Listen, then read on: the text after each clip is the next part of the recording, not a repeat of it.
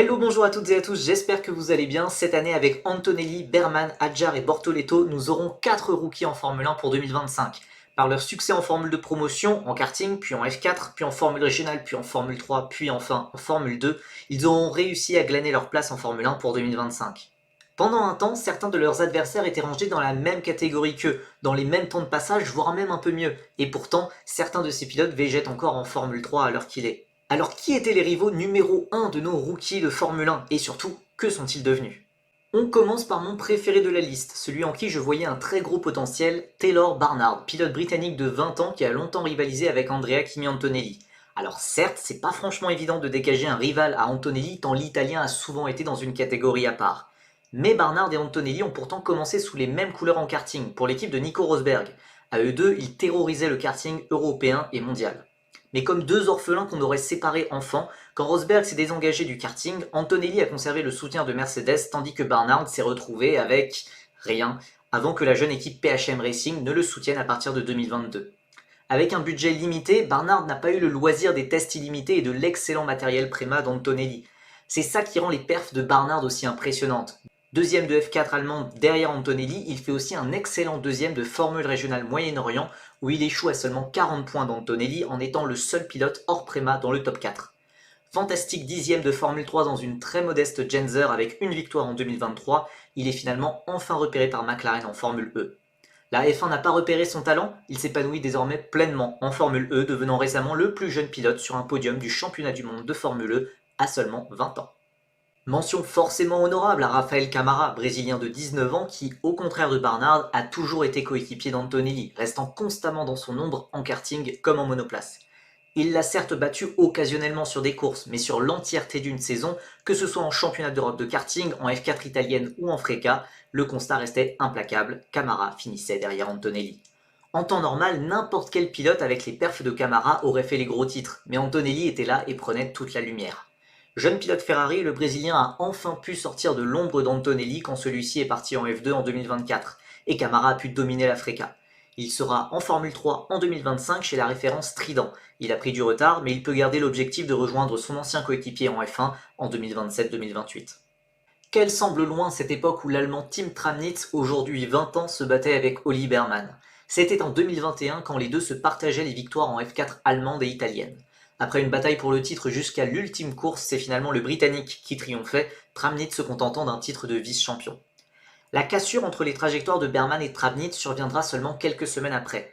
Quand Berman est annoncé en F3 chez Prema, Tramnitz semble filer vers la Freca avec les tenants du titre ART, mais il se casse des vertèbres en test. Longtemps incertain, il sauve un baquet de Freca chez les nouveaux venus, Trident. Cette année 2022 est compliquée pour Tramnitz, pas à 100% de ses capacités quand Berman éblouit le paddock en F3 de son côté. Tramnitz rebondira finalement en 2023 chez Air-Race où il bataillera face à Antonelli, déjà, et Stenson pour le titre, certes 2 ans plus jeune que lui. Troisième de Freca, il est signé par Red Bull pour la Formule 3. Après un début tonitruant, il rentre un peu plus dans le rang, terminant quand même à une très solide 9ème place, explosant ses coéquipiers pourtant très cotés, Kasper Stuka et Alex Dunn. Voilà comment Tramnitz entame en 2025 cette deuxième année de F3, entre parenthèses avec notre français Alessandro Giusti à ses côtés, quand Berman, lui, débutera à plein temps en Formule 1. Pendant 4 ans, Zayn Maloney, pilote barbadien de 21 ans, a croisé le fer avec Isaac Hadjar, toujours tournant autour des mêmes positions. Coéquipier chez Air-Race en Freca, Hadjar avec un statut de rookie quand Maloney venait de l'Euroformula Open, ce dernier devance le français pour 4 petits points seulement, mais c'est bien le français qui séduit Red Bull avec son titre de champion rookie et ses week-ends de Monaco mais aussi de Monza. La saison de Maloney, elle, aura moins de moments forts. Managé par les très influents et riches Eddie Management, notamment ceux qui sont derrière Lando Norris, il n'a aucun mal à monter en Formule 3 chez Trident, référence en la matière. Il va frôler le titre, finissant deuxième devant Isaac Hadjar, quatrième, mais dans une high-tech du midfield haut de tableau. La chance semble enfin tourner pour Maloney qui est signé par le Red Bull Junior Team avant de monter en Formule 2 en 2023. Le voilà enfin en mesure de griller la politesse à Hadjar pour la F1. Mais sa saison en dents de scie où il finira 10ème derrière son peu coté coéquipier Enzo Fittipaldi va faire plonger sa cote. Il ne bénéficiera d'aucune clémence de la part d'Helmut Marko, au contraire d'Isaac Hadjar, pourtant très moyen 14ème, qui bénéficiait d'un capital confiance beaucoup plus élevé chez Red Bull depuis des années. Récupéré par Sauber en 2024 pour un projet extrêmement flou où il ne touchera finalement jamais à une F1, Maloney progresse nettement en Formule 2, terminant 4ème, mais il se montre encore irrégulier. Après 3 saisons derrière Maloney en FRECA, F3 et F2, Adjar le bat enfin en 2024, l'année la plus importante pour monter en F1.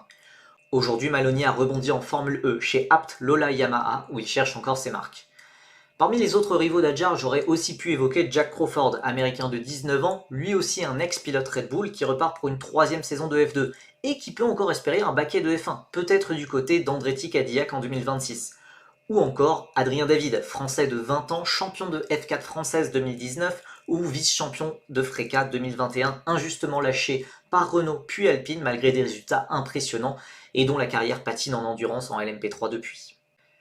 En dehors d'Adjar ou de son coéquipier en Formule 2 Kouchmaini, pas évident de trouver un rival à Gabriel Bortoleto. Mais le plus qualifié est très probablement le Suédois Dino Beganovic, 21 ans, lui qui a partagé les pistes avec le Brésilien de fin 2016 en Mini 60 en kart à fin 2024 en F2. Ils débuteront même leur carrière en monoplace en tant que coéquipiers chez Prema, mais c'est surtout Mini qui va écraser le championnat. Beganovic et Bortoleto auront des performances somme toute très similaires. Beganovic fera 3ème avec une victoire et 2 pôles, tandis que Gabriel Bortoleto fera 5ème avec une victoire et 4 pôles positions. Mais grâce au soutien de Ferrari, Beganovic va monter avec Prema, tenant du titre en FRECA, quand Bortoleto va se rabattre sur ce qu'il peut, FA Racing, l'équipe B de MP Motorsport. Malgré cette différence d'équipe, Beganovic fera 13ème, Bortoleto 15ème, les deux avec un podium. Suivra 2022 où Beganovic va enfin exploser en prenant le titre. Bortoleto, lui, rejoint un top team un peu en difficulté en début de saison, Air-Race. Il montera en puissance au fil de l'année pour finir par presque prendre la mesure du très expérimenté Adrien David pour finalement finir 6ème avec 2 victoires. Ce parallélisme entre les carrières de Beganovic et Bortoleto aurait pu continuer en 2023 en Formule 3, Beganovic étant toujours chez Prema et Bortoleto rejoignant Trident. Mais alors que tous les yeux étaient braqués sur Beganovic pour le titre, lui ne fera que 6ème quand le rookie Bortoleto, que personne n'attendait après une excellente année de FRECA mais passé sous les radars, va exploser aux yeux du monde entier, archi-dominant la Formule 3. Ils se recroiseront fin 2024 quand Beganovic finit par monter en F2 en fin d'année quand Bortoleto, lui, joue le titre et sa place en Formule 1. Même si la carrière de Beganovic a un peu patiné en Formule 3, ses débuts en F2 ont été vraiment remarqués, et Ferrari lui a même offert un premier test en F1. Comme Camara, le fait de faire partie de la Ferrari Driver Academy peut faire de lui un prétendant à la F1 pour l'horizon 2027. Pour des raisons assez variées, tous ses rivaux n'ont pas ou pas encore atteint la Formule 1. Timing, budget, résultats, réussite, les facteurs peuvent être nombreux. Ces pilotes rejoindront peut-être Victor Martins au rang des ex-rivaux des stars de la Formule 1, lui qui entamera sa 3ème année de Formule 2 quand son rival, Oscar Piastri, lui attaquera sa 3ème année de Formule 1. J'espère que cette vidéo vous aura plu, n'hésitez pas à vous abonner et à liker la vidéo pour me soutenir et à me suivre sur Twitter, Blue Sky et Twitch pour continuer à suivre l'actualité des formules de promotion où on continuera de suivre les aventures de Camara, Beganovic ou Tramnitz notamment. En attendant, je vous laisse, à très bientôt, bye bye.